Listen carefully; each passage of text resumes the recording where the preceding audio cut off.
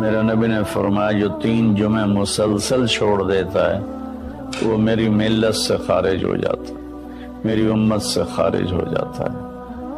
تو میں اپیل کروں گا ان بہن بھائیوں سے جو نماز میں سستی کرتے ہیں، کم از کم جمعہ ضرور پڑھ لیا کریں۔ عورتوں پہ جمعہ فرض نہیں ہے، مردوں پہ فرض ہے۔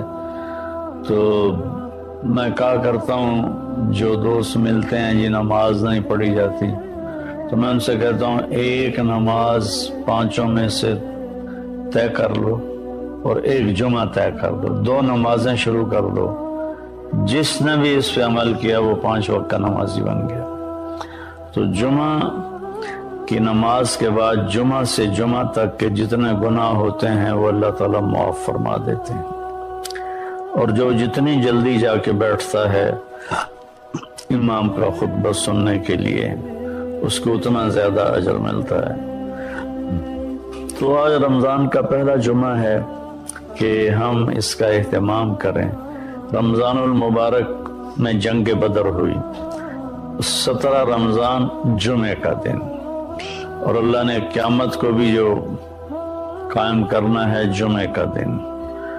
تو ہر دن اللہ کی بارگاہ میں بابرکت ہوتا ہے اگر ہم اس میں اللہ کی مان کے چل رہے ہیں، اور رمضان شریف میں خاص طور پر، اور پھر جمعہ ہو تو خاص طور پر اس میں ہم اپنے عبادت کو بڑھائیں۔ درود شریف جمعے کے دن کا مبارک عمل ہے کثرت سے درود شریف پڑھنا، اور 300 دفعہ جو درود شریف پڑھ لیتا ہے وہ کثرت میں شمار ہو جاتا ہے، اوپر کی کوئی حد انتہا نہیں ہے۔ ہمارے ایک رشتہ دار تھے، وہ انتقال ہو گیا، اللہ ان کو درجے بلند کرے۔ وہ روزانہ ایک دن میں 10,000 دفعہ درود شریف پڑھا کرتے تھے، ہر وقت تسبیح ان کے ہاتھ میں ہوتی تھی، اور روزانہ 10,000 دفعہ درود شریف پڑھا کرتے تھے۔ تو میرے بہن بھائیوں، میرے عزیزوں، اللہ تعالیٰ نے ہمیں ہر نماز کی بڑی اہمیت بتائی ہے، ہر نماز کی، لیکن خاص طور پر جمعے کی بڑی فضیلت ہے، اور جمعہ بھی رمضان المبارک کا ہو تو اور زیادہ وہ باعث برکت ہے، قابل رحمت ہے۔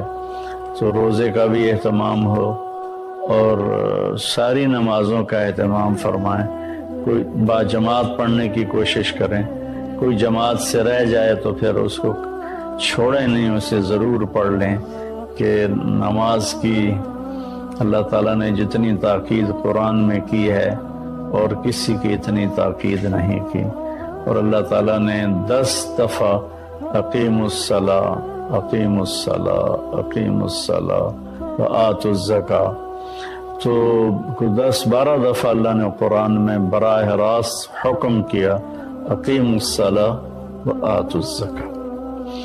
اور ادھر اللہ پاک کی رحمت کے دروازے کھلے ہوئے ہیں، اللہ کا عرش پہلے آسمان پر ہے، جنت کے دروازے کھل چکے ہیں، جہنم کے دروازے بند ہو چکے ہیں، اور میرے نبی کا فرمان ہے کہ اگر میری امت کو پتہ چل جائے رمضان کیا ہے تو تمنا کریں گے کہ سارا سال ہی رمضان ہو، اتنی اللہ کی رحمت ہوتی۔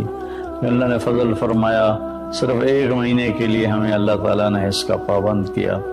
تو میرے بھائی بہنوں، اس مہینے کو قیمتی بناؤ، کسی سے ہم لڑے ہوئے ہیں ہم صلح کر لیں، مرنے والے سے پوچھو کہ لڑائی کا کیا نقصان ہوتا ہے، مرنے والے سے پوچھو دنیا کی دوڑ کا کیا نقصان ہوتا ہے، مرنے والے سے پوچھو ماں باپ کی نافرمانی کا کیا انجام ہوتا ہے۔ امام بخاری رحمۃ اللہ علیہ نے ایک واقعہ نقل کیا ہے کہ ایک گاؤں میں ایک نوجوان کو دفن کیا گیا، تو عصر کے بعد اس کی قبر پھٹتی اور وہ قبر سے نکلتا، اور اس کا چہرہ گدھے کا ہوتا تھا، اور وہ 3 دفعہ گدھے کی آواز میں آواز نکالتا تھا، پھر وہ قبر میں گرتا تھا، قبر مل جاتی تھی۔ تو لوگوں نے اس کی ماں سے پوچھا کہ یہ کیا چکر ہے؟ تو اس کی ماں نے بتایا کہ شرابی تھا، شراب پیتا تھا، تو میں اسے روکتی تھی نہ پیا کر، تو آگے مجھے کہتا تو کیا گدھے کی طرح آوازیں نکالتی رہتی ہے، مجھے نہ سنایا کرو۔ تو اللہ تعالیٰ نے تھوڑا سا اس کا انجام دکھا دیا کہ ماں باپ کو اس طرح تکلیف دینے سے کیا ہوتا ہے۔ تو بھائیو، ایک تم نماز کو زندہ کریں۔ میرے نبی نے کہا جعلت قرۃ عینی فی الصلاۃ، نماز روزے سے بڑا فرض ہے، میری آنکھوں کی ٹھنڈک نماز میں ہے۔ اور جب آپ دنیا سے تشریف لے جا رہے تھے تو آپ نے پورے دین کو 2 لفظوں میں بیان کیا، ایک ہے حقوق اللہ، ایک ہے حقوق العباد، اور ایک ہے بندگی اور ایک ہے معاشرت۔ تو آپ نے فرمایا الصلاۃ، جب آپ دنیا سے تشریف لے جا رہے تھے آپ نے حضرت اما عائشہ رضی اللہ عنہا علیہ السلام کے سینے پر یوں سر رکھا ہوا تھا، اس طرح کر کے ایسے، اور اما عائشہ نے آپ کو سہارا دیا ہوا تھا، اپنے سینے پر لٹایا ہوا تھا۔ تو آپ فرما رہے تھے الصلاۃ وما ملکت ایمانکم، میری امت ایک نماز نہ چھوڑنا، اور ایک میری امت کے غریب طبقے پر رحم کرنا، ان کے ساتھ آسانی کا سلوک کرنا، ان پر سختی نہ کرنا، ان سے نرمی کا سلوک رکھنا۔ پھر الصلاۃ وما ملکت ایمانکم، نماز نہ چھوڑنا، نماز نہ چھوڑنا، نماز نہ چھوڑنا۔ اور آخری الفاظ بھی یہی تھے، الصلاۃ الصلاۃ الصلاۃ، نماز نماز نماز۔ پھر فرمایا اللہم الرفیق الاعلی۔ والیہ ہوتا ہے، وہ عام طور پہ ایک میٹھا زہر ہے جو اس بیچارے کو پلا دیا جاتا ہے، اس کی حیثیت سے بڑھ کر اس کا تعارف کرایا جاتا ہے، اس کی حیثیت سے بڑھ کر اس کی تعریف کی جاتی، وہ پھر یہ سمجھنے لگتا ہے شاید میں واقعی ایسا ہی ہوں، پھر وہ اللہ کی نظروں سے گرنا شروع ہو جاتا ہے۔ اس لیے میں یہ ایک بات تو آپ سب حضرات کی خدمت میں عرض کروں گا، آج تو اللہ کو کوئی نہیں جانتا، میں کون ہوں جسے ہر کوئی جانتا ہے؟ کہ مولانا طارق جمیل تعارف کے محتاج نہیں، میں تو ایک گندے نطفے سے بنا ہوا انسان، کل کو مٹی آج بھی مٹی، مٹ جانے والی شے۔ آج کی دنیا تو ایسی غفلت کی دنیا ہے کہ اللہ کوئی نہیں پہچانتا۔ اس وقت تو اللہ بھی محتاج تعارف ہو چکے ہیں۔ محتاج کا لفظ میرے آپ کے لیے نہ کہ اللہ کی ذات، کہ اللہ تو ہر چیز سے پاک ذات ہے، لیکن جو اس کو مانتے ہیں آج وہ بھی اللہ کو نہیں جانتے کہ اللہ کون ہے۔ تو میں اور آپ تو بڑے چھوٹے انسان ہیں، ہماری کوئی حیثیت نہیں ہے۔ تعارف ضرور کروایا جائے اور بڑے نپے تلے الفاظ کے ساتھ، جس سے اگلے کا مزاج خراب نہ ہو، بلکہ وہ بھی اپنی حیثیت میں رہے، اپنے دائرے میں رہے۔ ہمارے استاد صاحب رحمۃ اللہ علیہ جن سے بخاری پڑھی، وہ فرمایا کرتے تھے علم کی 2 قسمیں ہیں، ایک وہ جو کسی کے ذریعے سے حاصل ہو، اس کو کہتے ہیں حصولی، حاصل ہوا، ایک وہ جو میں خود جانتا ہوں، اسے کہتے ہیں وجودی۔ وزن میں وجودی علم کی طاقت حصولی علم سے زیادہ ہوتی ہے۔ ایک چیز میں خود دیکھ رہا ہوں، ایک بتا رہا ہے، دونوں میں فرق ہے۔ شنیدہ کیبون مانند دیدہ، یہ ایک فارسی کی مثال ہے، اسی کو عربی میں لیس الخبر کالمعاینہ، دیکھا سنا برابر نہیں ہے۔ تو علم وجودی کی طاقت حصولی سے زیادہ ہوتی ہے، سوائے ایک جگہ کے، جب آدمی کی تعریف ہوتی ہے ان چیزوں کے ساتھ جو اس میں نہیں ہیں، تو وہ وہاں بیچارہ دھوکہ کھا جاتا ہے، وہ سمجھتا ہے یہ جو کہہ رہے ہیں نا ٹھیک ہی کہہ رہے ہیں، حالانکہ وہ اچھی طرح جانتا ہے کہ میں ایسا نہیں ہوں جیسا یہ کہہ رہا ہے، لیکن تھوڑی دیر کے لیے اس پر بھی ایک نشہ طاری ہو جاتا ہے، واقعی ایسا ہی ہوں۔ تو اس لیے میں نے یہ عرض کیا کہ آپ لوگوں کی تو مجبوری، آپ کے پاس افسران آتے ہیں، ان کی تعریف نہ کرو تو پھر وہ آپ کو کوئی ڈونیشن نہیں دیں گے، ان کو آپ بڑھا چڑھا کے ارسطو نہ بناؤ، جعلی نوس نہ بناؤ۔ یہ وہ پچھلے دنوں نا جب وہ حکومت نے تعلیم میٹرک تک مفت کا اعلان کیا، تو میں سیالکوٹ میں ہماری جماعت گئی تھی، تو وہاں چاکنگ ہوئی تھی دیواروں پر، وقت کا سر سید پرویز الہی، میں کہا بھائی اس سے بڑی بےزتی سر سید کی اور نہیں ہو سکتی۔ جس آدمی نے تن من دھن قربان کر دیا امت کو کسی رخ پر لانے کے لیے اور اس گرداب سے نکالنے کے لیے کہ یہ کچھ دنیا کو بھی سمجھنے والے بنے۔ ایک نواب صاحب کے پاس گئے چندہ مانگنے، وہ تھے مخالف ان کے، تو انہوں نے تمسخر اور ٹھٹھے کے طور پر اپنے پرانے جوتے ان کو ڈبے میں پیک کر کے دے دیے کہ آئیے آپ کی اسکول کے لیے چندہ ہے۔ وہ لے گئے علی گڑھ، کھول کے دیکھا تو پرانے جوتے، تو انہوں نے اس کو بازار میں فروخت کیا، وہ کوئی 4 آنے 8 آنے کے بکے، وہ جمع کر کے رسید کاٹ کر لیٹر میں ڈال کے بھیج دی کہ آپ نے جو ہمیں چندہ دیا تھا وہ ہم نے بازار میں بیچا، اس کے اتنے پیسے ہم نے وصول پائے، اس کی رسید آپ کی خدمت میں پیش کر رہا۔ جو آدمی ایسے ذلیل ہو کے کسی کنارے پہنچاؤ، وقت کا سر سید پرویز علیہ، میں کہا اس سے بڑی بےزتی آج تک سر سید کی نہیں ہو سکتی۔ تو خیر یہ ہمارے موضوع کی بات نہیں تھی، لیکن مجھے اپنی جان بھی تو بچانی ہے نا۔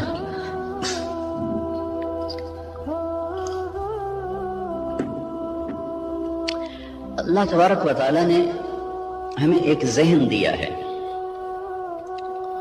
اس وقت ذہن یہ ہے کہ ہم اپنی محنت کا کماتے ہیں، محنت کا کھاتے ہیں، جو کماتے ہیں جو مرضی کریں، یہ ایک ذہن جس کو ہم سرمایہ داری کا نظام کہتے ہیں۔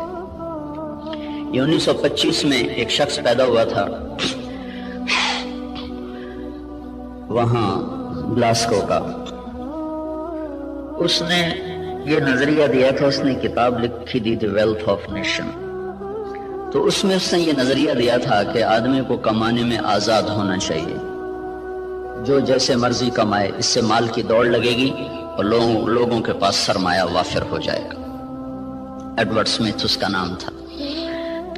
اس کے مقابلے میں ایک نظریہ تھا جو کارل مارکس نے دیا کہ سب کچھ نیشن کا ہے، حکومت کا ہے، کسی کا کوئی حق کوئی نہیں، حکومت اس کو صحیح طور پر تقسیم کرے گی۔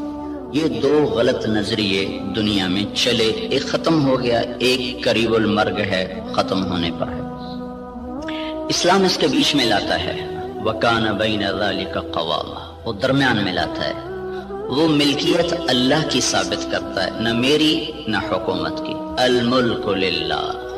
ہمارے نبی جب صبح اٹھتے تھے نا تو آپ ایک دعا مانگا کر، صبح اٹھتے ہی اصبحنا واصبح الملک للہ والکبریاء والعظمت للہ والخلق والامر واللیل والنہار وما سکن فیہما للہ وحدہ اللہم اجعل اول هذا النہار صلاحا واوسطہ فلاحا وآخرہ نجاحا اسألک خیر الدنیا والآخرت یا ارحم الراحمین۔ ہمارے نبی نے جو ہمیں دعائیں سکھائی ہیں وہ بھی معجزات نبوت میں سے ہیں کہ اتنے خوبصورت اسلوب میں اللہ سے بات کرنا اور مختصر کلمات میں سب کچھ مانگ لینا، یہ صرف نبی سکھا سکتا ہے اور کوئی نہیں سکھا سکتا۔ تو صبح اٹھتے ہی کیا اعتراف عبودیت ہے، عبدیت ہے، اصبحنا واصبح الملک للہ۔ میرے رب، ساری کائنات جس پر دن چڑھ رہا ہے وہ تیری ہی ہے، ساری عظمتیں، جلال و کبریا وہ تیرے لیے ہے، ساری مخلوق، سارا کچھ وہ تیرا ہی ہے، زمین آسمان جو اس کے درمیان ہے وہ سب کچھ تیرا ہے۔ جب سب کچھ تیرا ہے میں تیرا محتاج بن کر تجھ سے سوال کرتا ہوں، یا اللہ اس دن کا اول وہ فلاح بنا دے اور اس کے درمیان کو صلاح بنا دے، اس کے آخر کو نجات بنا دے۔ یہ تصور ہمیں اللہ کی طرف سے ملا ہے کہ جو کچھ میرے پاس ہے وہ بطور استحقاق نہیں، بطور امتحان ہے۔ یہ 2 لفظوں میں راستے جدا ہو جاتے ہیں۔ میرے پاس جو کچھ ہے بطور استحقاق نہیں، بطور امتحان ہے۔ جو کچھ ملا، جس کو ملا، دینے والا کوئی اور ہے اور دیا جا رہا ہے اس کے امتحان کے لیے، اور عنقریب یہ اس سے واپس لے لیا جائے گا اور پھر اس کو ایک بہت بڑی عدالت میں پیش کیا جائے گا، پھر وہاں اس کے اچھے اور برے اعمال کو تولا جائے گا، پھر اس پر یا ہمیشہ کے لیے جنت کا فیصلہ ہوگا یا ہمیشہ کے عذاب اور جہنم کا فیصلہ ہوگا۔ ہمیں یہ بنیاد دی گئی ہے، ہم اس پر اپنی زندگی کی عمارت کو تعمیر کرتے ہیں۔ وہ بادشاہ وقت بھی ہے، تو اگر وہ دین کو سمجھتا ہے تو وہ کبھی یہ دعویٰ نہیں کرے گا کہ ملک میرا ہے۔ یہ دعویٰ فرعونی ذہن کے لوگ کرتے ہیں، الیس لی ملک مصر وہذہ الانہار تجری من تحتی افلا تبصرون، مصر میرا ہے، نہریں میری ہیں، میں جو چاہے مرضی کروں۔ اس کے بدلے میں جس کو اللہ تعالیٰ ایمان کی دولت دیتا ہے وہ کہتا ہے ملک اللہ کا ہے، میں تو امانت دار ہوں، حکومت اللہ کی ہے، میں تو امانت دار ہوں، میں تو اس میں خیانت نہیں کر سکتا۔ عمر بن عبدالعزیز کے بچوں نے ماں سے کہا کپڑے چاہیے، عید آ رہی، انہوں نے خاوند سے کہا، اور عمر بن عبدالعزیز 3 بر اعظم پر حکمران ہیں، میں بیت المال ایسا بھرا کہ نہ بعد میں کبھی بھرا نہ پہلے کبھی بھرا۔ تو انہوں نے بیوی نے عرض کیا کہ بچے کپڑے مانگ رہے ہیں، تو انہوں نے فرمایا میرے پاس تو پیسے کوئی نہیں۔ اس سے پہلے خلفاء نے خزانے کو استعمال کیا جیسے چاہا، انہوں نے اپنا سمجھ لیا تھا، دھوکہ کھا گئے۔ ایک ایمان والا آیا، اللہ سے ڈرنے والا آیا، اس نے کہا الملک للہ، کہا فاطمہ یہ تو دولت میری نہیں ہے، یہ تو امانت ہے، میرے پاس پیسے نہیں، میں کپڑے کہاں سے لے کر دوں؟ بیوی نے کہا اگلے مہینے کی تنخواہ ایڈوانس لو، میں اس سے کپڑے سی لوں گی، روٹی کا خرچہ میں گھر بیٹھے مزدوری کر کے نکال لوں گی۔ چلنے گئے، ہاں یہ میں کر سکتا ہوں۔ تو انہوں نے اپنے خزانچی کو بلا کے فرمایا کہ ہمیں اگلے مہینے کا خرچہ، اگلے مہینے کی تنخواہ ہمیں ایڈوانس دے دی جائے۔ تو خزانچی نے کہا اب مجھے اگلا مہینہ زندہ رہنے کی ضمانت دے دے، میں آپ کو تنخواہ دے دیتا ہوں۔ تو وہ چپ کر کے واپس آ گئے اور اپنی بیوی سے کہا فاطمہ، یہ فاطمہ عبد الملک کی بیٹی ہے، یہ عورت دنیاوی نسبت کے لحاظ سے اس جیسی معزز خاتون دنیا میں آج تک نہیں آئی، آئندہ کوئی آئے جائے تو پتہ نہیں، آج تک دنیاوی نسبت کے لحاظ سے اس خاتون جیسی کوئی عورت نہیں پیدا ہوئی۔ اس کا دادا بادشاہ تھا، اس کا باپ عبد الملک بادشاہ تھا، اس کے 4 بھائی ولید، سلیمان، یزید، ہشام، چاروں بادشاہ بنے، اس کا خامد عمر بن عبدالعزیز وہ بادشاہ بنا۔ یہ عورت 7 نسبتوں سے شہزادی تھی، دادے سے لے کر باپ، 4 بھائی، خامد، ایسی نسبت کی عورت آج تک نہیں پیدا ہوئی۔ اس سے فرمایا فاطمہ بچوں سے کہہ دو کہ تمہارا باپ کپڑے لے کے نہیں دے سکتا، الملک للہ، ملک اللہ کا ہے۔ جب عید ملنے کے لیے خاندان کے لوگ آئے، بنو امیہ بڑے زوردار لوگ گزرے ہیں، تو جب لوگ آئے تو خاندان کے لوگ آئے تو بچے بھی ملنے کے لیے آئے، تو ان کے وہی خستہ حال کپڑے تھے۔ تو عمر کہنے لگے بیٹو تمہیں آج صدمہ تو ہوگا کہ تمہارے باپ نے تمہیں کپڑے لے کر نہیں دیے، اور آج تم اوروں کے سامنے کھڑے ہونے میں کچھ سبکی محسوس کر رہے ہو۔ تو ان کے بیٹے نے کہا عبد الملک نے کہ نہیں اب بیان، آج ہم عزت محسوس کر رہے ہیں کہ ہمارے باپ نے خیانت نہیں کی، ہم آج عزت محسوس کر رہے ہیں، ہمارے باپ نے خیانت نہیں کی۔ تو یہ نظریہ اسلام ہے کہ ملک اللہ کا ہے، جو کچھ دیتا ہے اللہ دیتا ہے، اور وہ بطور امتحان دیتا ہے، اور ہم اس میں امین ہیں، ہم اس میں امین ہیں، اور اس کو ہم ایسے استعمال کریں گے جیسے اللہ چاہتا ہے۔ ہم اسے ایسے استعمال نہیں کر سکتے جس سے میرا اللہ ناراض ہو یا اللہ کا رسول ناراض ہو اور اس کے سامنے مجھے شرمندگی اٹھانی پڑے۔ اسی کو اس آیت میں بیان کیا گیا، افرأیتم ما تحرثون، یہ جو تم ریسرچ کر رہے ہو، انتم تزرعونہ ام نحن الزارعون، یہ تمہارا اللہ تمہیں راہیں سجاتا ہے کہ تم اپنی طاقت سے کرتے ہو۔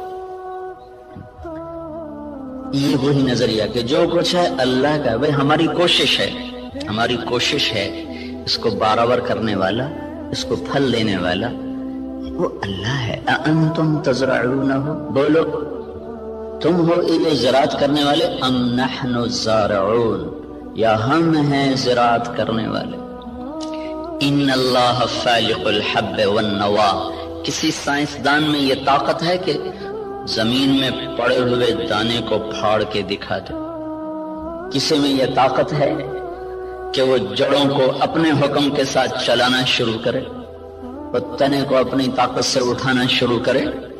کسی میں یہ طاقت ہے کہ وہ زمین کی رگوں سے غذا کو سمیٹ کر درخت کو پہنچائے اور پھر اس کے اندر رنگ بھرے، اس کے اندر ذائقے بھرے، اس کے اندر مٹھاس بھرے اور اس کے اندر تاثیرات کو بھرے، اس کے اوپر چھلکے کو لائے، کسی کو کاشوں میں بھر دے، کسی کو دانوں میں بھر دے، کسی کو میں گٹھلی بنا دے، کسی کو میں مٹھاس ڈال دے، کسی میں کھٹاس ڈال دے؟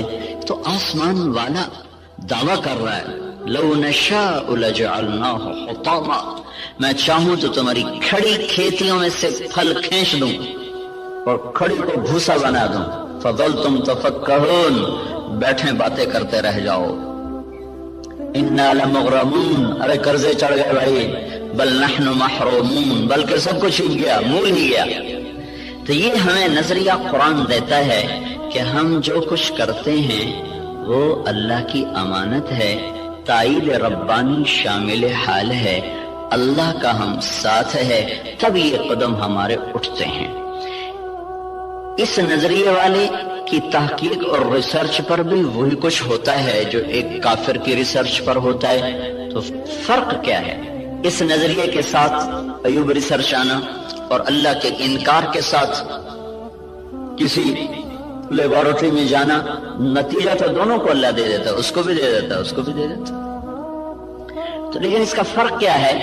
اس کا فرق پڑتا ہے عملی زندگی میں کہ جو آدمی اپنا سب کچھ کر کے چلتا ہے پھر وہ آزاد ہو کے چلتا ہے، وہ اپنی ترتیب زندگی میں نہ اللہ کو پہچانتا ہے نہ اس کے رسول کو پہچانتا ہے، اور جو اسے اللہ کی امانت سمجھ کے چلتا ہے اس کی ترجیحات تبدیل ہو جاتی، وہ اللہ اس کے رسول کو سامنے رکھ کر چلتا ہے اور وہ آخرت میں جواب دہ ہونے کے احساس سے چلتا ہے۔ یہ دو سوچ ترجیحات کو تبدیل کر دیتی ہے، ان کی سوچ اور طرف چلی جاتی ہے، وہ حرص و ہوس کے بندے بن جاتے ہیں، اللہ اس کے رسول سے غافل ہو جاتے ہیں۔ یہ قدم قدم پہ لرز لرز کے چلتا ہے، کانپ کانپ چلتا ہے۔ یہ عملی زندگی میں پھر یہ نظریہ طاقتور بن کے انسانیت کو صحیح رخ پر لاتا ہے، جو آپ کے ڈاکٹر صاحب نے فرمایا کہ ہم ذلت و پستی کا شکار ہیں۔ وجہ دین سے دوری ہے، دین سے دوری کی وجہ نظریات کمزور ہو چکے ہیں، تصورات کی دنیا میں اللہ نہیں بس رہا، اللہ کا رسول نہیں بس رہا، جنت اور جہنم کا تصور موجود نہیں ہے، اس لیے قدم بہک گئے، راستوں سے بھٹک گئے، ترتیب ساری الٹی ہو کے رہ گئی۔ تو اللہ تعالیٰ ہمیں یہ ذہن دیتا ہے تم اگاتے ہو کہ اللہ اگاتا ہے۔ جہاں آپ کی ساری زراعت فیل ہو جائے، انس رضی اللہ تعالیٰ عنہ کو ان کی ماں لے کر آئیں، یا رسول اللہ آپ کا بچہ ہے، آپ کی خدمت کرے گا، اس کے لیے دعا کرنا۔ تو آپ نے فرمایا اللہم بارک لہ فی عمرہ ومالہ، اللہ اس کے مال میں عمر میں برکت دے دے۔ تو انس رضی اللہ عنہ فرمایا کرتے تھے کہ اللہ تعالیٰ نے مجھے اتنی زندگی دے دی کہ اب میں زندگی سے تنگ آ گیا، اللہ کے نبی نے لمبی عمر کی دعا دی، اور ساری دنیا میں کھجور کا پھل سال میں ایک دفعہ پھلتا ہے، کھجور کا درخت، لیکن انس رضی اللہ تعالیٰ عنہ کا باغ سال میں 2 دفعہ پھل دیتا تھا۔ وہ گرمی میں بھی پھل لیتا تھا، سردیوں میں بھی پھل لیتا تھا، نہ ٹیکنالوجی تھی، نہ سائنس، نہ کچھ، صرف اللہ کے نبی کی دعا تھی کہ یا اللہ اس کے رزق میں برکت عطا فرما۔ تو ان کے پھل سال میں 2 دفعہ آتے تھے۔ وہ کھجور تو ویسے ہی بہت دیر کے بعد پھل لیتی ہے۔ سلمان فارسی آئے کہ یا رسول اللہ آزادی تو ملی پر نہ ملنے کے برابر کا، کیوں؟ کہ وہ یہودی نے کہا ہے 100 پودے کھجور کے لگاؤ، جب وہ پھلدار ہو جائیں پھر تمہیں آزاد کروں گا۔ اب کھجور جلدی پھل لینے میں آ جاتی ہے، وہ تو وہی دور تھا جو پرانے زمانے کی کھجوریں تھی جو چل چل چڑھ چڑھ کوئی 10 سال کے بعد پھل دینا شروع کرتی تھی۔ تو میری آزادی تو پھر نہ ہونے کے برابر. اچھا چلو مجھے لے چلو. 3-4 سال پہلے وہ جگہ میں دیکھنے گیا تھا جہاں وہ باغ تھا. انہوں نے باڑ لگائی ہوئی ہے اس کے چاروں طرف. باغ تو نہیں ہے, وہ خالی جگہ پر ہے وہاں موجود. تو آپ نے کھجور اٹھاتے اور لگا دیتے, کھجور اٹھاتے لگا دیتے. سال کے اندر اندر ساری کھجوریں بڑھ کے پھل دینے لگے. صرف 1 سال میں ایک کھجور اٹک گئی. کہا یا رسول اللہ ایک کھجور نہیں اٹکی. کیا ہوا؟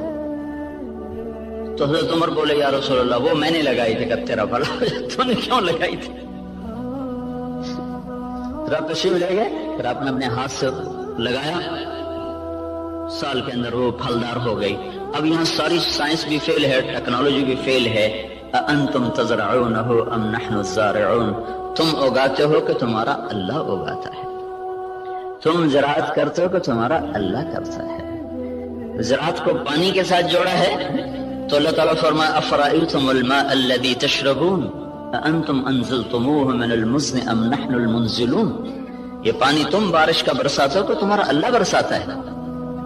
بارش نہ ہو تو آپ مجھ سے زیادہ جانتے ہیں کہ زمین کا پانی, دریاؤں کا پانی وہ تاثیر نہیں رکھتا جو اللہ نے بارش کے پانی میں تاثیر رکھی. زندگیوں کو زندگی مل جاتی ہے. وَتَرَى الْأَرْضَ حَامِدًا وَتَرَى الْأَرْضَ خَاشِعًا, 2 لفظ قرآن استعمال کرتا ہے. زمین کو دیکھو وہ ایسے پھٹی پڑی ہوتی ہے, حامدہ, اس کا ظاہر ختم ہو چکا ہوتا ہے. وَتَرَى الْأَرْضَ خَاشِعًا, اندر باہر سے زمین برباد ہوتی ہے. تو پھر ایک دم اللہ تعالیٰ آسمان سے پانی برساتا ہے.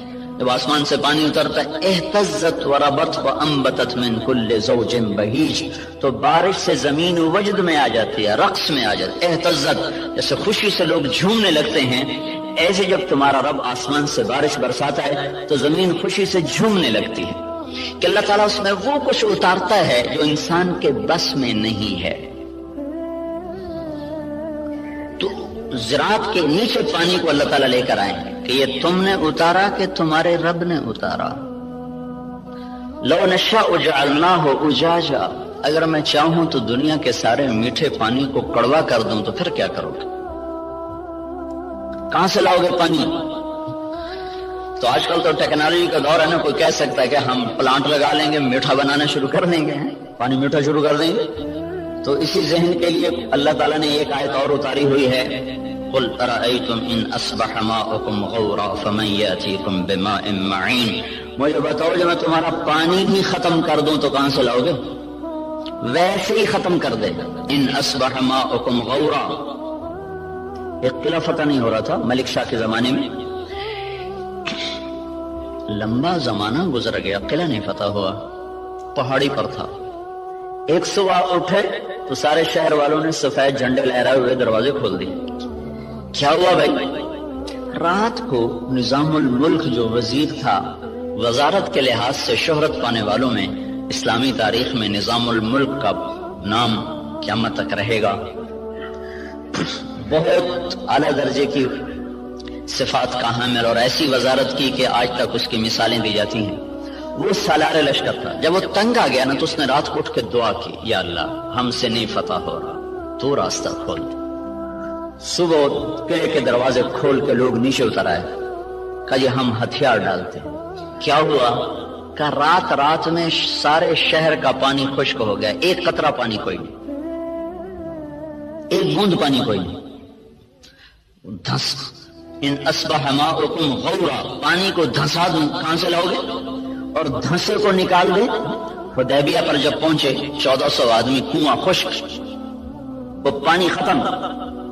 وہ تو حادثہ پیش آ گیا کہ انہوں نے اندر جانے سے روک دیا. وہ تو مکے جانے کی تیاری کر آئے تھے, راستے میں روک دیے گئے, پانی ختم ہو گیا. تو یا رسول اللہ پانی ختم ہے, کیا کریں؟ تو آپ نے کہا کوئی تھوڑا بہت ہو تو لاؤ. تو ایک آدمی تھوڑا سا پانی لے کر آیا, تو آپ نے منہ میں ڈال کے خشک کنویں میں کلی کی, تو کنویں کا پانی ابلتا ہوا باہر اٹھتے اوپر تک آ گیا. خشک کو اٹھا دیا, کھڑے کو دھنسا دیا.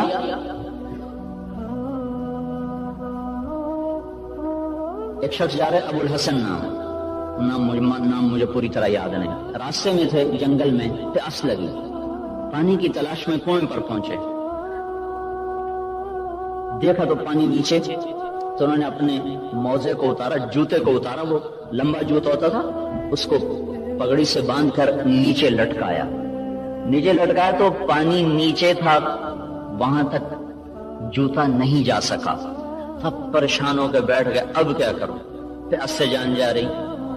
اتنے میں کہ ہرن دوڑتا ہوا آیا، اس نے آ کر تیزی کے ساتھ پہلے یوں نیچے نظر دوڑائی تو پانی بہت نیچے، پھر سیدھا ایسے آسمان کو دیکھا، ایسے یوں دیکھنا تھا کہ پانی فوارہ مارتا ہوا منڈیر کے ساتھ آ کے لگ گیا۔ تو اس نے پیا، انہوں نے بھی پیا، تو ان کو دل میں خیال آیا یہ کیا چکر ہے، یہ جانور اس کے لیے اتنا اکرام اور میں انسان اور ایمان والا، میرے لیے تو یہ ہوا نہیں، جانور کے لیے یہ ہو گیا۔ تو ایک آواز سنی تو رسی اور ڈول کے سہارے ڈھونڈتا رہا، اس نے سیدھا اپنے رب کو پکارا، اللہ پکارنے والوں کی ایسے ہی سنتا ہے۔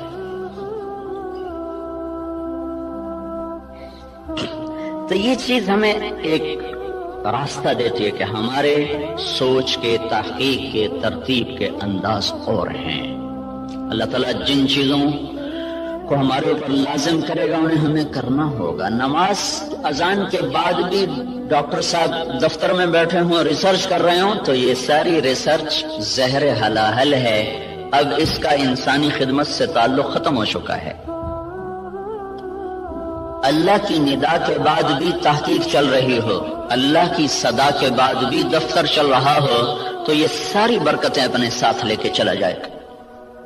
اب ہمارے لیے حکم ہے بند اذان باہر دینے کا حکم ہے۔ مسجد کے اندر اذان دینا مکروہ ہے، باہر۔ بلال رضی اللہ تعالیٰ عنہ مسجد کے ساتھ ایک کوٹھا تھا، ایک صحابی کا گھر تھا، اس کی چھت پہ چڑھ کے اذان دیا کرتے تھے کہ اذان باہر کی زندگی کو معطل کرنے کے لیے ہے اور مسجد کی زندگی کو آباد کرنے کے لیے ہے۔ حی علی الصلاۃ کے بعد اب نہ کوئی دکاندار، نہ کوئی تاجر، نہ زمیندار، نہ کوئی مرد، نہ کوئی عورت، جو جہاں پر ہے اسے حکم ہے کہ ہاتھ اٹھا لے اور چلے اس رب کی طرف جو کہہ رہا ہے حی علی الصلاۃ، آؤ نماز کی طرف۔ یہاں کیا ملے گا؟ یہاں تو ہم بہت کچھ کام کر رہے ہیں، لوگوں کی خدمت کر رہے ہیں، ریسرچ کر رہے ہیں، یہاں کیا ملے گا؟ تو اس سوال کا جواب اگلے دو جملوں میں دیا گیا، حی علی الفلاح، آؤ یہیں سے کامیابی ملے گی۔ میں چند دن پہلے گیا تھا یونیورسٹی، وہاں ان کو قصہ سنایا تھا ابن سینا رحمت اللہ علیہ، وہ طب کی دنیا میں یعنی نبی کہلاتے ہیں کہ ان پر طب کا الہام ہوتا تھا۔ اس شخص کا بنایا ہوا نظام طب اور اس کے قوانین آج بھی معتبر اور مستند سمجھے جاتے ہیں۔ 600-700 برس پہلے وہ شخص گزرا ہے جب اتنے آلات نہیں تھے، لیکن اس شخص میں ایک صفت تھی، جب کسی مسئلے میں اٹک جاتے تھے اور نہیں سمجھ میں آتا تھا تو چھوڑ کے نفل کی نیت باندھ کے کھڑے ہو جاتے اور سجدے میں سر رکھ کر کہتے اے رب میرے اوپر اس مسئلے کو واضح فرما دے۔ سجدے میں پڑھ نفل کی نیت باندھ کے سجدوں میں سر رکھ، اے میرے رب میں جاہل ہوں، میرے اوپر اس چیز کو منکشف فرما۔ پھر 1 دفعہ 2 دفعہ 3 دفعہ کرتے کرتے کرتے کرتے مانگتے مانگتے کا وہ چیزیں ان پر کھلتی تھیں، اور ایسا وہ لوگوں کو فن دے کر گئے ہیں کہ آج بھی ان کے فن کو تسلیم کیا جاتا ہے، اتنی تحقیقات کے باوجود بھی۔ تو آپ بھائی بہت بڑے کام میں لگے ہوئے ہیں، بہت بڑی ضرورت پوری کرنے میں لگے ہوئے ہیں۔ زراعت فرض کفایہ ہے، تجارت جائز ہے، تجارت کرنا جائز اور زراعت کرنا فرض کفایہ۔ اگر لوگ تجارت چھوڑ دیں تو گناہگار نہیں ہوں گے، لیکن اگر سارا طبقہ زراعت چھوڑ دے تو گناہگار ہو جائیں گے۔ علامہ خزائی رحمت اللہ علیہ نے لکھا ہے کہ زراعت کے چھوڑ دینے سے لوگ گناہگار ہو جائیں گے، یہ فرض کفایہ، جیسے جنازہ سارے چھوڑ دیں تو مجرم ہو جائیں گے، تو زراعت فرض کفایہ ہے۔ بہترین مال وہ پالتو گھوڑا ہے اور قطاروں میں لگے ہوئے درخت ہیں۔ قطاروں میں لگے ہوئے درخت سے مراد باغ ہے۔ سب سے بہترین رزق جو اللہ تعالیٰ کسی کو دیتا ہے وہ گھوڑا اور باغ ہے۔ اور آپ نے فرمایا جب اللہ تعالیٰ نے معیشت کو اتارا معیشت کو جب آسمان سے اتارا تو برکت کو کھیتی اور بکریوں میں رکھ دیا. جب اللہ تعالیٰ نے معیشت کو آسمان سے اتارا تو برکت کو کھیتی اور بکریوں میں رکھ دیا. سعد بن معاذ رضی اللہ تعالیٰ عنہ تشریف لائے تو آپ نے دیکھا ان کے ہاتھوں پر وہ کسی چلانے کے نشان پڑے ہوئے تھے. تو آپ نے کہا سعد کیا ہے یہ؟ کہا جی یہ کسی کے نشان ہے، میں زمین کھودتا ہوں، گوڑی کرتا ہوں.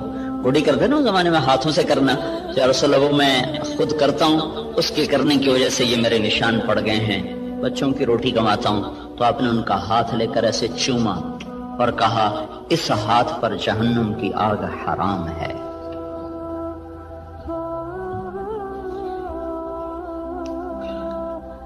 تو آپ ایک بہت بڑے شعبے سے منسلک ہیں جو، اور اللہ تعالیٰ کے محبوب صلی اللہ علیہ وسلم کو باغ بہت پسند ہے. آپ اکثر جا کر انصار مدینہ کے باغ میں بیٹھا کرتے تھے.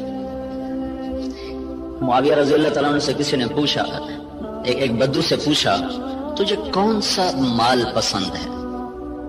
کہنے لگا چشمہ ہو عین خوارہ وعرض خرارہ، چشمہ ہو ابلتا ہوا، زمین ہو سرسبز، اور نعجۃ صفراء فی قطعۃ خضراء، یا بکریاں ہوں اور ساتھ سرسبز چراگاہ ہو، یا کھجوروں کا باغ ہو اور اس کی چھاؤں ہو.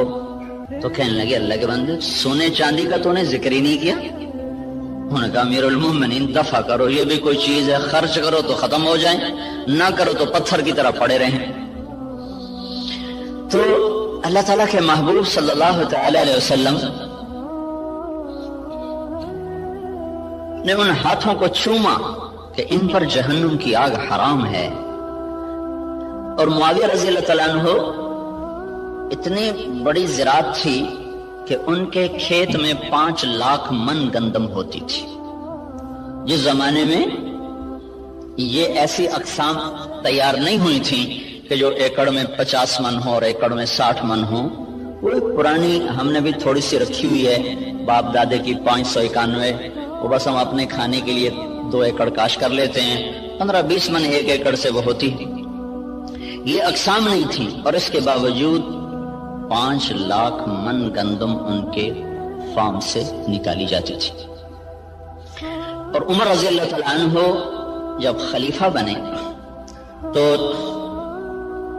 انہوں نے اپنے ساتھ تھوڑا بہت اپنا کام کرتے تھے، تو چلتے چلتے چلتے ان کی سالانہ جو آمدن تھی وہ 40,000 اونٹ تھے. 40,000 اونٹ عمر رضی اللہ تعالیٰ عنہ کے سارا سال وہ چراگاہوں میں چرتے رہتے تھے اور روزانہ 20 اونٹ ذبح کر کے مہمانوں کو کھلایا کرتے تھے، اور خود مہینے میں 1 دن گوشت کھاتے تھے. اپنی ذات کے لیے مہینے میں 1 دن گوشت، اور مہمانوں کے لیے روزانہ کا دستور تھا. 20 اونٹ روزانہ ذبح ہوتے تھے اور لوگوں کو کھلایا جاتا تھا. تو اب یہ تحقیق اور ریسرچ تو سب کچھ ہے اور بڑی جان بھی لگ رہی ہے، اور خود ہم دیکھ رہے ہیں کہ ہماری 5 من کپاس ہوتی تھی، اب وہی 30 من ہو رہی ہے، 35 من تک چلی جاتی ہے. ہماری 15-20 من گندم ہوتی تھی، وہ 60 من تک خود میرے اپنی زمین میں نکلی ہے. اوسط کے لحاظ سے تو نہیں، لیکن 2, 4, 10 ایکڑ ایسے ہر دفعہ دیکھے کہ ان پہ 60 من تک گندم چلی گئی، 100 من تک مکی چلی گئی ہے. لیکن وہ جو ڈاکٹر صاحب نے بات کی تھی کہ ذلت تو ساتھ نہیں چھوڑ رہی، وہ تو اسی طرح چھائی ہوئی ہے. اتنی فراوانی کے باوجود ذلت سروں سے جا ہی نہیں رہی کہ اس کے لیے ایک اور نظام ہے، اس کے لیے اور اسباب ہیں. اس ریسرچ و تحقیق و تدقیق کے ساتھ ایک نظام اور ہے، وہ ہے اللہ اس کے رسول کی پسندیدہ ترتیب زندگی کو بھی سیکھنا اور اس کو بھی اپنی زندگی میں شامل کرنا اور اس کو لے کر ساری دنیا میں پھرنا. اس امت کا جو کام ہے وہ ساری دنیا کے انسانوں کو اللہ کا تعارف کروانا اور اللہ کے دین کی طرف بلانا ہے. وہ پہلو ہمارا بالکل خالی ہو گیا ہے. میں مکہ میں تھا تو مجھے ایک ملے، اس کے PhD تھے ارضیات کے. ایک جگہ کھانے پہ ان سے ملاقات، وہ مجھ سے کہنے لگے آپ کے پاکستان کی جو زمین ہے ساری دنیا میں ایسی زمین کسی ملک کے پاس نہیں ہے جو اللہ تعالیٰ نے قدرتی اس کے اندر صفات رکھی ہیں، دنیا کے کسی خطے میں یہ صفات موجود نہیں۔ میں نے کہا آپ کی بات درست ہے، لیکن ایک اور ہمیں وائرس لگ گیا ہے جس نے ہماری ہر شے کو برباد کر دیا ہے، وہ بددیانتی اور خیانت کا وائرس ہے جو جان نہیں چھوڑ رہا۔ امریکن سنڈی بھی مر گئی اور کپاس کے وائرس کا بھی علاج ہوگا۔ تو بیوٹی کپاس میں نے اس دفعہ 10 ایکڑ کاشت کی تجربے کے طور پر، جس پر سنڈی ویسے ہی نہیں آئی، وہ نہیں آئی، ہم نے 10 ایکڑ کاشت کیا تجربے کے طور پر، اس پر سارے سیزن میں کوئی سنڈی کا اٹیک نہیں ہوا سوائے لشکری سنڈی کے۔ تو وائرس کو بھی کنٹرول ہو گیا، سنڈیاں بھی کنٹرول ہو گئی، لیکن یہ جو بددیانتی کا وائرس لگا ہے یہ مصیبت خانہ بڑھتا ہی جا رہا ہے، بڑھتا ہی جا رہا ہے۔ جب تک یہ اندر سے نہیں نکلے گا اللہ تعالیٰ کی نظروں سے ہم گرتے رہیں گے، گرتے رہیں گے، گرتے رہیں گے۔ کہ محبوب پاک صلی اللہ تعالی علیہ وسلم کا ارشاد ہے اذا اتخذ الفیء دولا، جب میری امت میں حکومت کے افسران بددیانت ہو جائیں گے اور حکومت کے خزانے کو خود لوٹنا شروع کر دیں گے، والامانۃ مغنما، اور عوام الناس بھی بددیانت ہو جائیں گے، جس کے پاس امانت رکھی جائے گی وہ کھا جائے گا، والزکاۃ مغرما، اور مالدار لوگ بخیل ہو جائیں گے اور زکوٰۃ دینا چھوڑ دیں گے، وتعلم لغیر الدین، اور جب میری امت کے علماء کا رخ اللہ کی طرف بڑھنے کی بجائے بادشاہوں کی طرف بڑھنا شروع ہو جائے گا اور علم دین کو اللہ کی بجائے دنیا کے لیے حاصل کیا جانے لگے گا،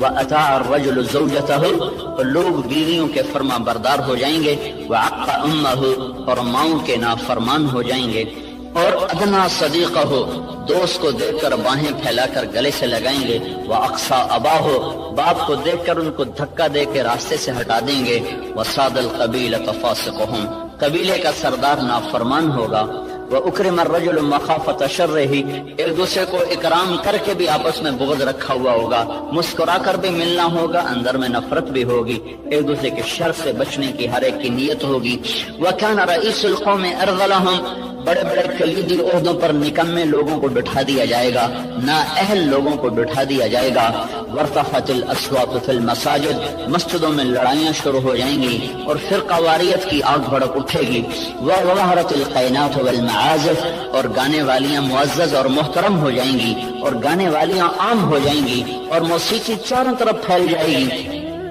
اور موسیقی کے آلات ہر طرف عام ہو جائیں گے، وشربت الخمور، اور شراب عام ہو جائے گی، ولبس الحریر، اور مالدار لوگ مرد ریشم استعمال کریں گے، ولان آخر هذه الامة اولها، اور اس امت کے آج کے لوگ پہلے لوگوں کو جاہل، ان پڑھ، اس قسم کے القابات سے نوازیں گے۔ جب میری امت میں یہ سب کچھ ہوگا، جب یہ سب کچھ ہوگا تو پھر کوئی دوا کارگر نہیں، کوئی طبیب کارگر نہیں، کوئی تدبیر پھر نہ پہنچے گی۔ پھر کیا ہوگا؟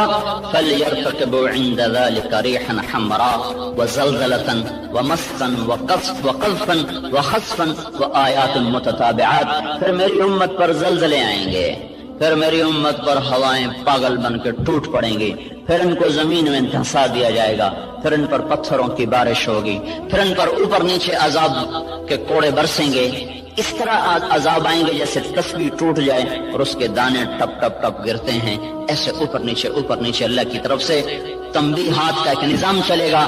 جب تک ان برائیوں سے یہ نکلیں گے نہیں، اس وقت تک انہیں کوئی اللہ کے ہاں عزت نہیں دلا سکتا، نہ یہ دنیا بنا سکتے نہ یہ آخرت بنا سکتے۔